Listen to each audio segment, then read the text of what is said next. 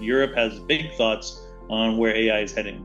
So, I mean, um, Europe has struggled with AI. They were the first to come out with the big AI regulations, or perhaps earlier than everyone understood what it's about. And one of the big ones is putting this big lettering on Yeah. every image and a letter on, it was made by AI or modified by AI. We have a lot of countries who have rules on images, and they have a little bit of like a small corner where they have a little blip or something. If you've used Gemini or something to generate images, it puts a little star or an AI there, and I think Yeah. that's what we expected. A new sort of marking system to say, AI made, AI modified, AI, pure AI, but not this massive Yeah.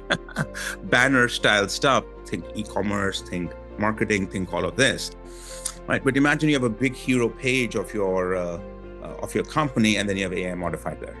I think it's great for artists and everybody who are upset at AI, who didn't want AI adoption to happen, but it pretty much freezes the EU out of a lot of small businesses benefiting from this, being able to get design, stock images, customized stuff at scale, and at the same time, finding that balance with their customers and what's acceptable. Obviously, the EU has a long way to go. They announced last week $20 billion towards AI.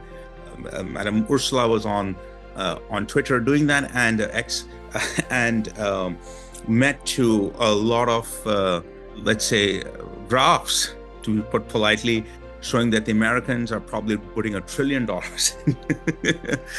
China's probably putting half a trillion dollars in, and the 20 billion from Europe isn't going to cut it. So I think a lot of work for the EU still to do on figuring out the right balance between values, between AI, between creatives and all. But this seemed like a little bit of a misstep right now. Well, and I'm not the kind of person that eschews all legislation, but I do worry about this because the good guys will do this, but the bad guys will keep putting junk on Facebook and Instagram with altered images to, sway political campaigns or whatever. And, they're not going to abide by these rules.